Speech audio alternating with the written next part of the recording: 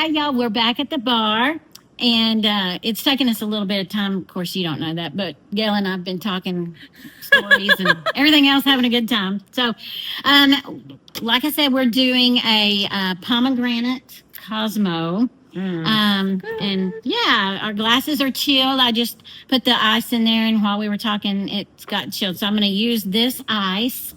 They're such cute glasses. They're so cute. They're little heart glasses. Aren't they cute? They're so cute. Yeah. I thought it would go along with her the stolen heart theme. So I was lucky to find these.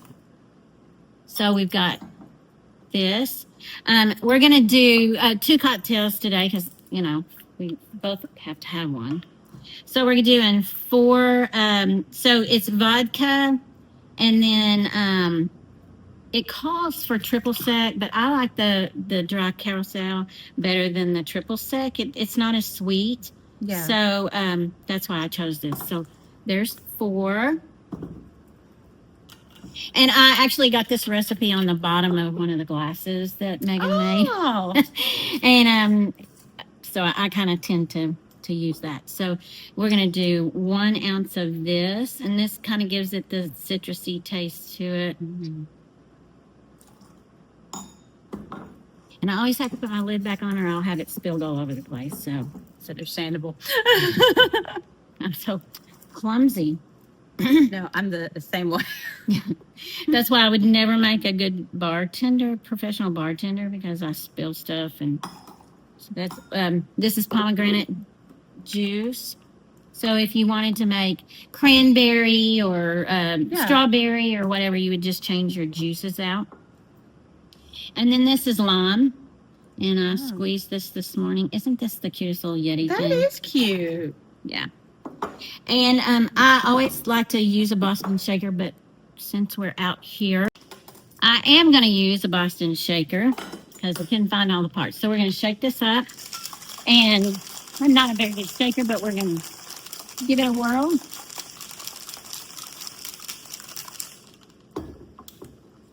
And then we're going to undo it, hopefully. Up there. Yeah, I got in there, didn't it? Man, this is not my day. So we're going to do strain in here.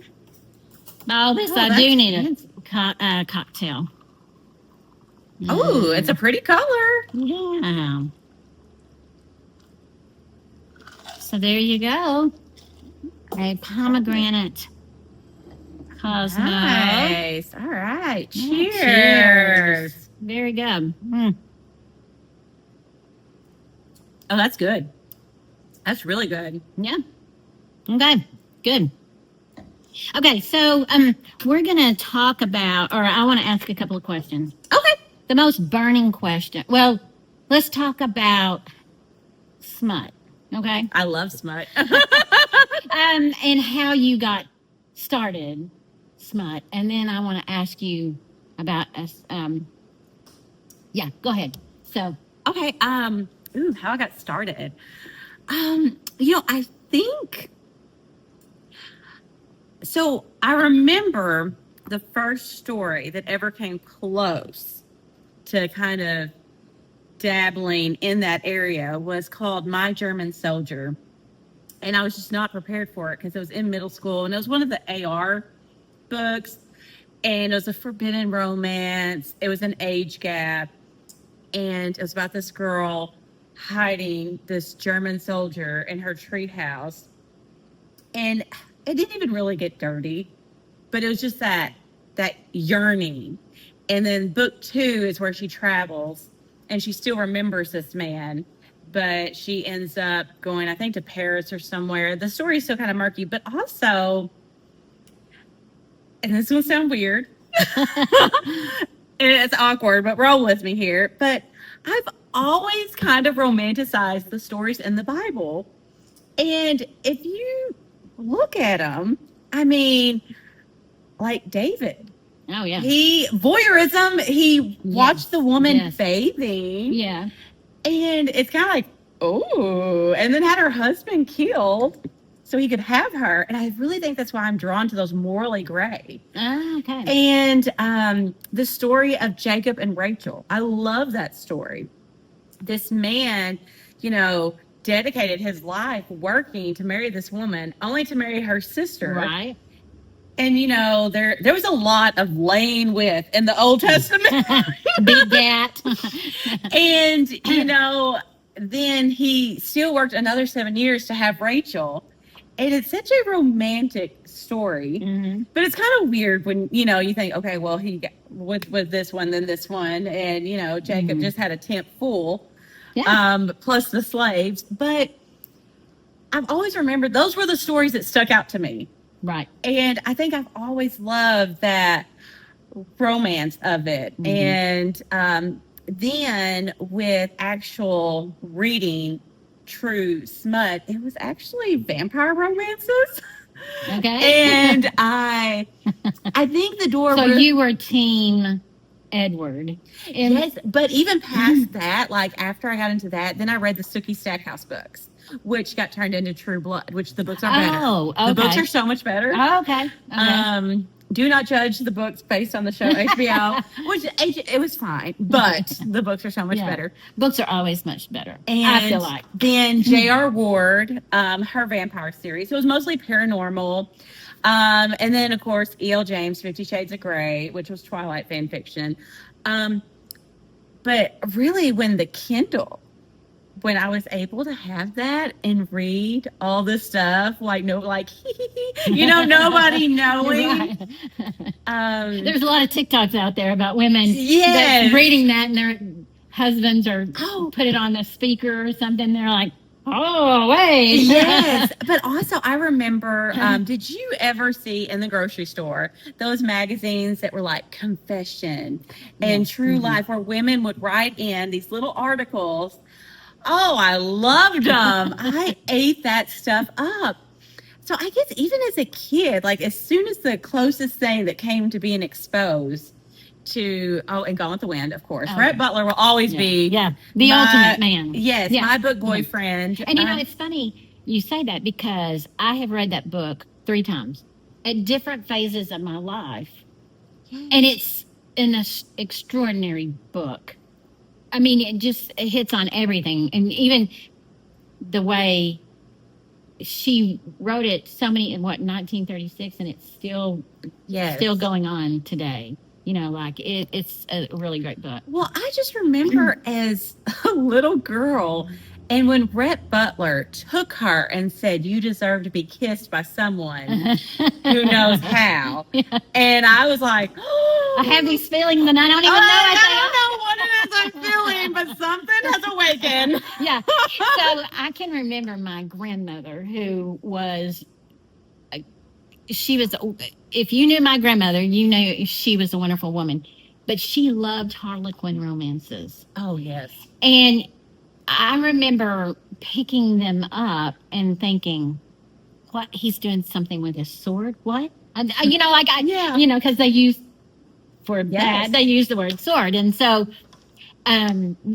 smut has been around a long time. It's made a very big surge in the industry. I read a book called The Switch, and this is getting to my question for you. Okay. So it's about this granddaughter and her grandmother that they switch places in this. It's like London or something like that. And the grandmother's 78 years old, and she just goes and has the greatest time of her life, sex and everything. She can't get enough. And so my question to you, have you ever written about older people's sex? Not yet. But I mean, I've had some feisty side characters that are grandmothers. But I want to. I definitely, my characters, the longer I've been going, they've steadily been getting older and older and older. And it's probably because also I'm maturing. Right. And I think I'm wanting more, because everybody, you want to relate to the characters. And and what I'm finding more attractive. And Right. so, and what's inspiring me. And I feel like that as a consumer, and you said things are different for you. For me, as a woman of my age, I we kind of know where we stand. Mhm. Where in my 20s, I didn't know what I was doing. In my 30s, I was like, I was someone's mother. Yes. I rocked my 40s. I loved my 40s. My 50s sucked, but 60s are kind of looking good, And I feel like sometimes it's the end of the world because, you look at your age and you're like, okay, my 30s are kind of midway, we kind of make our 30s or 40s midway. Let's say 40s. So as we get older, 60s and 70s, people kind of push them away. But that's kind of where the money is. Yes. And we're still engaging and we're wanting to do things. We're traveling. And so I think you could get right in there. And that would be a place where if you could get a character that just knocked everybody, because we all want to be 20 and be lovely and nothing out of place and, so handsome. But, there's some gray foxes out there. And... Oh, I love a silver fox. I love a silver fox. I can tell you right now, Harrison Ford is still on my list. Harrison, I don't know what. And they may have to take some Viagra, but, it's okay. Well, also going back to biblical stories. Yeah. Abraham, when everybody talks about Sarah laughing when and they're like, oh, she laughed when God said that she'd have a baby. Like, how dare she laugh? Homeboy was 100 years old. She was probably laughing not about her getting pregnant, but more. Are you sure? Have you ever taken those stories in the Bible and made them into, or do you feel like it's a little sacrilegious? I would be so worried that people would. We take fairy tale retellings, right, and we take classic literature retellings and reimagine. That's an area that I feel like is very touchy. Mm-hmm. I mean, I feel like even people think that I'm a little blasphemous because I say, I have in my profile that I'm a kinky Christian. Yeah. I'm very... and let me tell you, I loved your post. So I follow Gail on Facebook. And your Easter post that you said, I can't remember exact words you said, but she was inviting people to come to church with her. And you said... You can sit with the sinner. You can sit with the sinner because and you said something about, I write soft porn. Yeah. Soft porn. Yeah. And I thought, oh my gosh, that is awesome. You write the funniest things on Facebook. Oh, thank you. You crack me up. I mean, I find such a kindred spirit with you because I think in my head, but you write it down. Well, and that's what's so funny. I feel like everyone has placed this stigma on romance and sex, but that's God's gift. Okay, sex. Sometimes it is. Sometimes it might not be. Sometimes you get the blessings in disguise, and then sometimes it's like, yeah, that's not what I thought it was going to be. That didn't go over too well. But I do feel like there's a reason that humans can have sex whenever they want. Yeah. And they are able. And even if they need help with a pill, or alcohol to help people look better. But courage. Or courage, liquid courage. But I do think that there's a stigma, and like I mentioned before, in so many stories. Oh. And we spent 45 minutes talking about stories that we had in our head and or experienced. I don't think that I really don't believe that you should be punished for enjoying sex or romance. Mm-hmm. I believe that you can be a Christian and not seen as a hypocrite to enjoy. And we both were raised in the Bible Belt, and yes, I can remember as a young married woman So my sex talks was from my dad, who was a preacher, and he was like, you know what a Christian girl should do. So in the Baptist faith, there was no sex out of marriage. Mm-hmm. And to me, it never made any sense that you signed a piece of paper and then you would just willingly give your body over to someone. I always found that a little strange to me. Like, I have a little hang up with that. And I'm sorry for you out there that know me very personally. But I do. I have always said that, how, as religion goes, you're supposed to just please your husband once you get that paper, but you have no background, I feel like we fail our children in the sex talks because of what they are now allowed to see everywhere, Yeah. I mean, mine growing up was, sex before marriage, you're going to burn in hell. Yeah. Flat out. Like the fiery flames, And maybe that's true, but I feel like that there's worse things. It's scared. I feel like that we're scared into submission at times, instead of us being responsible adults and parents and sitting down and really getting nitty gritty.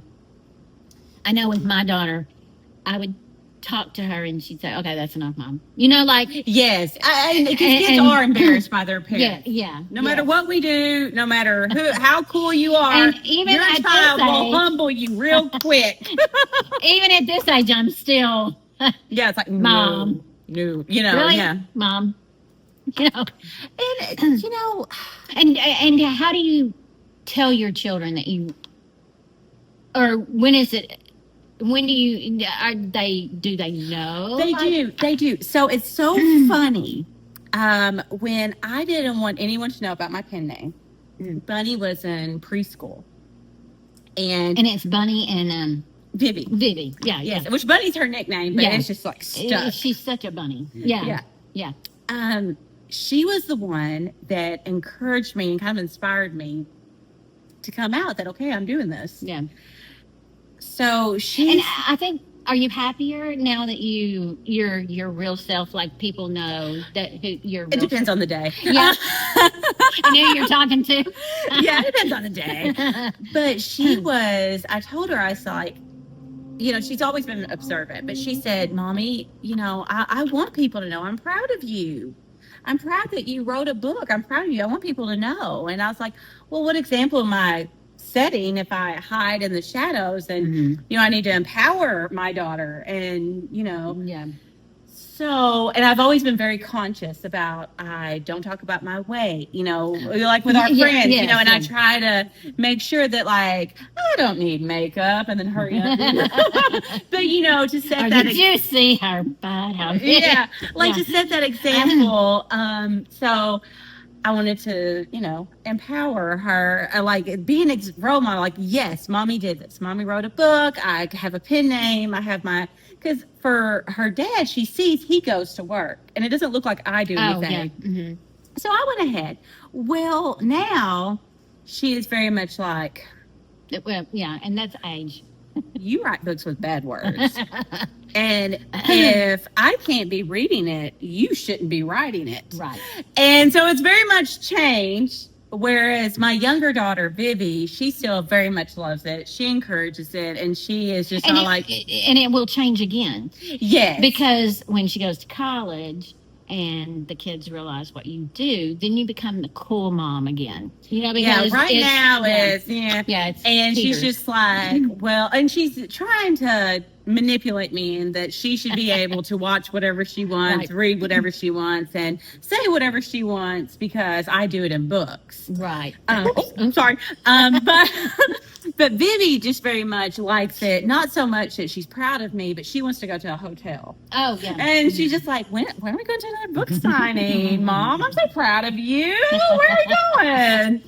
So it's interesting to see how kids interpret it. Mm-hmm. But I've been very blessed with. I have a husband who's super supportive. Yeah. And do you embarrass him? I mean, I feel like I embarrass him on a general. Yeah, and I feel like you probably do that just to get. So my husband, he's a hoot too. Oh, he is painfully shy. Yeah, like painfully. And I don't know him personally, but he is total opposite.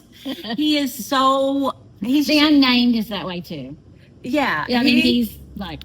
Really? Bobby learned really early on that I was going to be a handful. We were high school sweethearts. Okay. And I would call him my Boo Bear. And even in high school, everybody knew him as Boo Bear. They knew him as a Boo. We went to different schools. And, he embraced it and he went with it. He's a trooper, that one.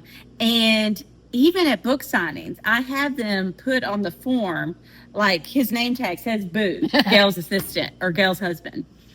And so when it came time, he encouraged me to write. Oh. And he did. And he was like, you are funny, you're witty, do this. Make it fun. Yeah. And I was like, well, thanks, babe. So when it came time that everybody knew and it was out, of course, my husband works in a restaurant. It was the servers that went straight for him. Mm-hmm. And they were like, well, we read your wife's books. You should be having fun in your house. Yeah, they're like, we know what you've been doing. I bet your sex life is wild, And so Bobby, being the humble, he was just like, no, it's greatly exaggerated. Like, no. But then me, I always would lean into it and be like, well, they say right what you know. And, it was just hilarious. And he would just turn so red. And, and it's so funny because people get this image in their head of a romance author and all these I've had people ask me, are these about different men you've been with? And I'm like, no, I've only ever been with Bobby, and I don't see him having an underground like a fighting ring or with something. Yeah, like he's no. But which not to say Boo does not do well, but it's not very happily married. Yes, we've been happily married for years. But it's just funny. It's funny. People get this image in their mind. Yeah.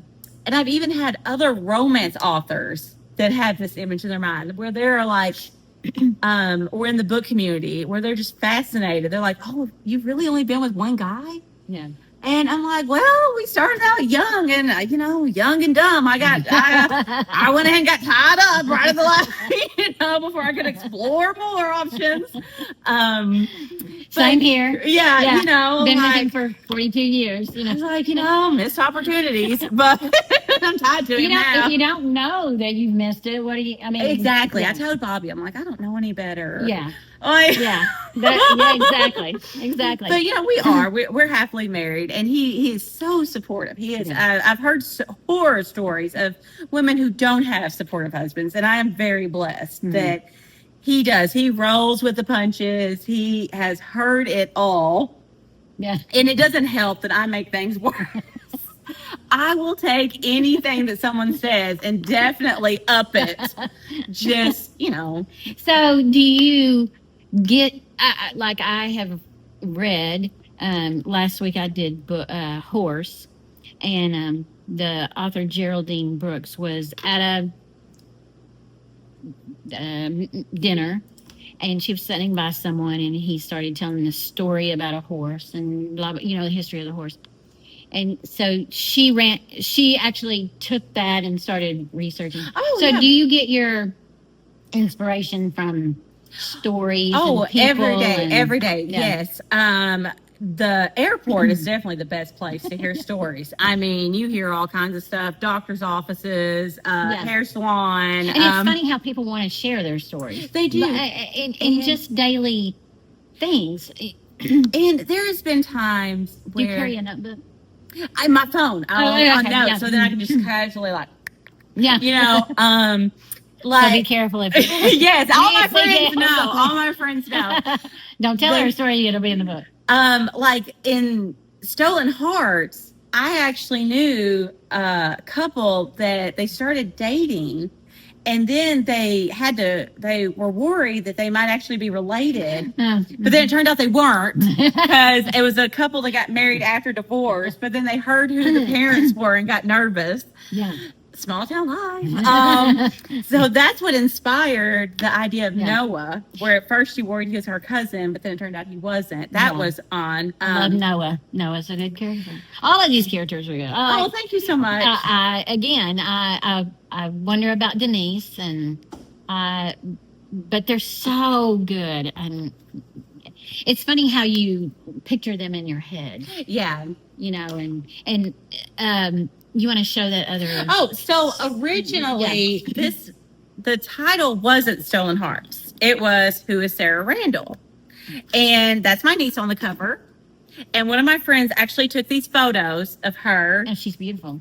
Yes. And so it was so funny when that. But I had her brown headed. I mean, like. Oh, really? Yeah. Yeah. Well, she's got a little bit of dark. Because I had not seen this cover. There you go. So I asked Cully to be my cover model. This was my first book, and I loved the title, Who is Sarah Randall? That had always been the title, and I have to catch myself.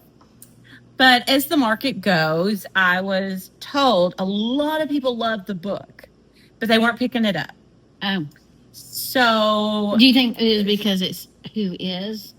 It was the title was too long, and women on covers do not sell. Yeah. A lot of people would go on and on. It's a beautiful image. They loved it. And even on the inside, I loved how I had half her face. Oh, yeah. Mm-hmm. And at the end, which I have it in that book too, it's her full page. And it's supposed to be like after she, so they had that done, and it was really cute. Yeah. Yeah, cute. But the people who read the book the first time still love the title, Who is Sarah Randall? Because, that's what the whole book is. That's right. the whole question. Yes, it sums it up. Yeah. Which, in school, that's what I was taught. Like, you need a title that, grabs the attention. And then, what's the whole book? What's the story about?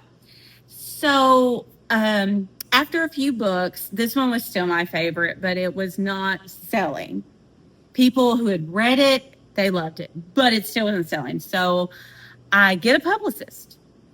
I get signed on with a publicist, and they're like, look, the cover is gorgeous, but women on covers do not sell generally.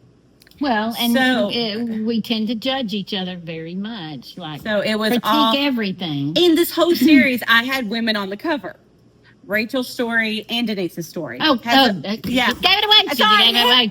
They have women on the cover, and the background is them by water.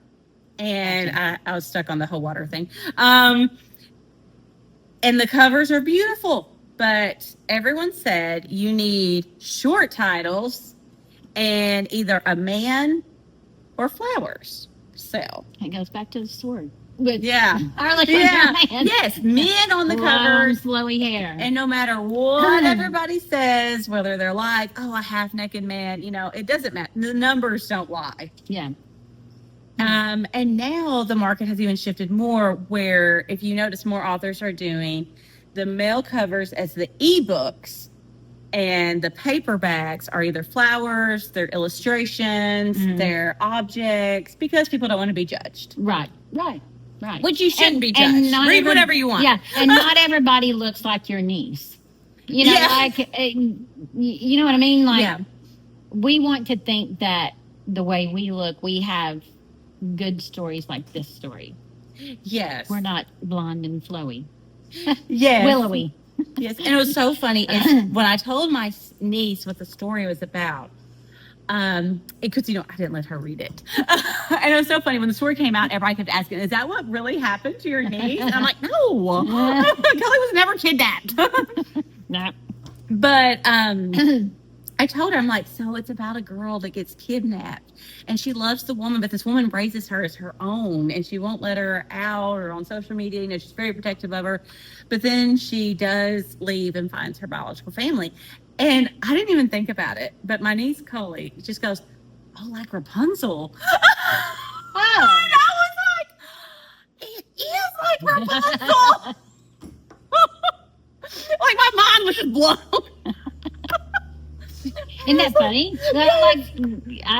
I didn't make that I didn't connection, either, yeah. but when I described it to her, she's like Rapunzel? And I was like, yeah. So yeah, Oh my gosh. but it's funny. It's Yeah. funny when you describe a story on someone else's mind. Right. So I have enjoyed this so much. We're going to wrap it up. Although I think you should take the Bible stories then, right? I would love to, because I would be interested in it. I mean, you could make some really kinky Bible stories. I know some people would take it as blasphemous. Yeah. But I mean, David's loaded with stories.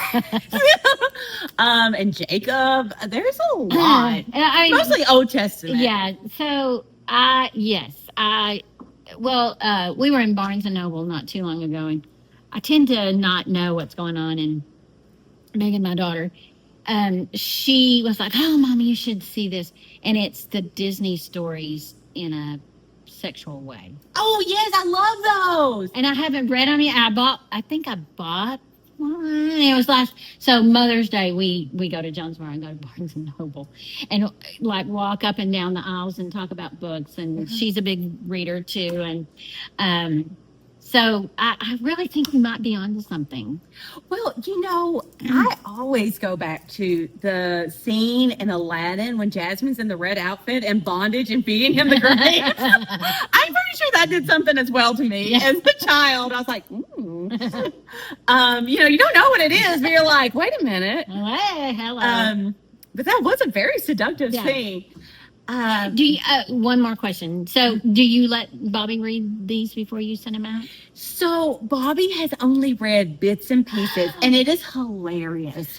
Does he like?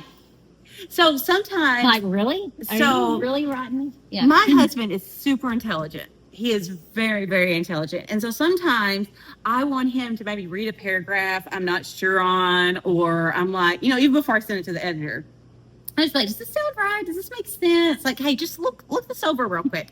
I've got to get this out, and I need you to real quick look this over. Or if he just happens to look over my shoulder just to kind of see, like, what are you working on? And then he'll be like, oh, graphic. He's like, Chrissy. And he's like, And then here's the best one. And I died laughing with my friends because one time he read one and he went, oh. He's like, you are such a fraud. He said, you would never do that, and you're writing that? He's like, fraud. He said, people think that you're so kinky. He's like, no.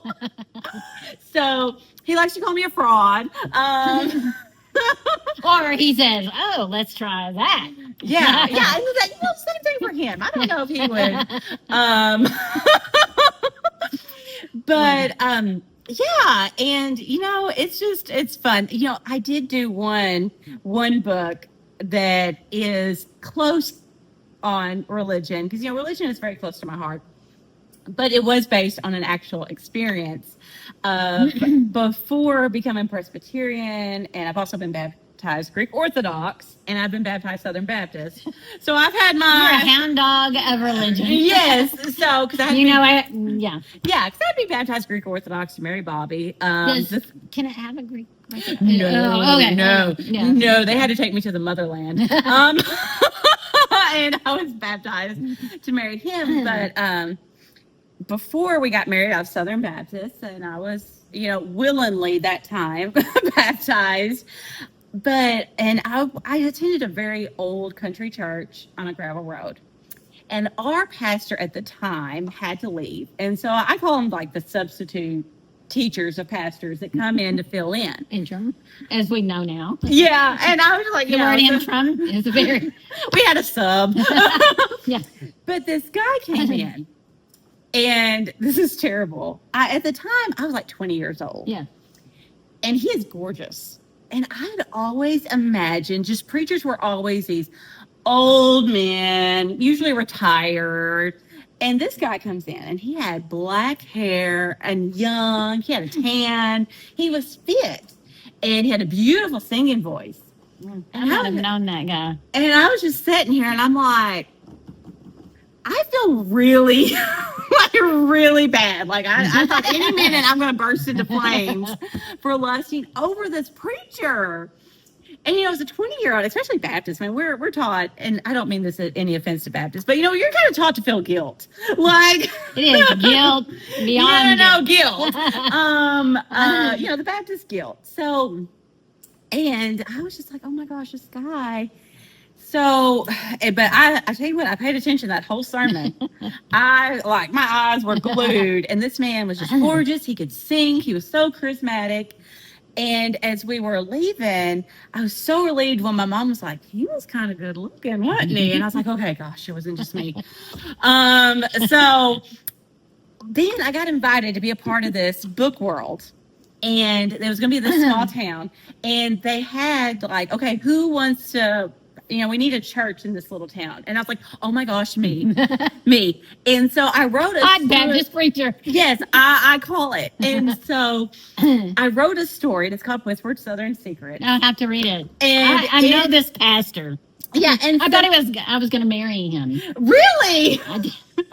Before the unnamed. Yeah, and so it's basically about this girl who I wanted to write basically a book about that we shouldn't put our religious leaders on such a pedestal. Right. They're very overly judged. Yeah. In their defense. Yeah. And so I was like, I want to have a romance. And of course, a lot of authors have done Catholics. I feel like Catholics are done out. We got but the who dirty. doesn't like I know, and I love a good Catholic story abuse too. of the Catholic Church. So I was like, let's give a good old country boy a Let's chance. give Baptists a run for their money. So, and it's basically about this guy before he went into the military. I'm writing this book down. He has a one-night stand. Now, this is before he became a minister. Oh, okay. So I still wanted to be very respectful of, because it's kind of a fine line. You got to dance there. And it's kind of a second chance romance where they have a one-night stand. She leaves and she goes off. He leaves. He goes off to the Air Force. She gets a divorce and comes back to this small town where her Mimi lives. He comes back because his dad was a preacher, and he decides to finally follow in his dad's footsteps. Before he'd been like, no, I'm not going to be a preacher. And when she goes to church that Sunday with her Mimi, there he is standing at the pulpit, and it's like, oh my gosh, that's my one-night stand. I'm going to have to read this one and review it. This touches way. Oh. So, and then that's kind of their rekindling, but, Okay. All right. Well, thank you very much for hanging in there with us. Thank you, my gosh. Yes, thank you so much for having me. I have so enjoyed this. And this is so good. I'm almost done. I wish we would have recorded what we talked about, but that might not have been appropriate. What we had talked about. So thank you so much. I hope you will check out this book and every book that Gail has written. How many books? Oh, goodness, I don't even know. I don't know. How many 16, 17. Since 2020. I published in 2020. Wow. That's a lot of books. Yeah. 4 years? I've just been kind of popping them out as they pop into my head. And I have a lot more that I want to. Yeah. Yeah. So. And I'm thinking I may have to. She's given me all these ideas. So, of my ideas, my yes, stories. You need to write. You need to write. Everybody needs to encourage her to write her stories. They'd be Penny amazing. Bennett has always said that I should write, and my daughter's always like, "Oh, Mom, you need to write." You do. You do. You just need to take the plunge. So, thank you very much. I hope you like, share, and subscribe to this channel. Buy Gail's book. Let her know what you think. Let me know what you think about this. And cheers. Cheers.